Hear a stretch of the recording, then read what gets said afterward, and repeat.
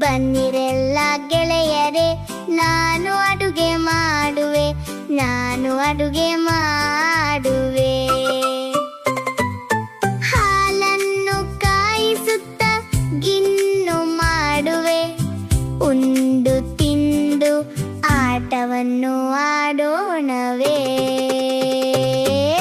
ಬನ್ನಿರೆಲ್ಲ ಗೆಳೆಯರೇ, ನಾನು ಅಡುಗೆ ಮಾಡುವೆ, ನಾನು ಅಡುಗೆ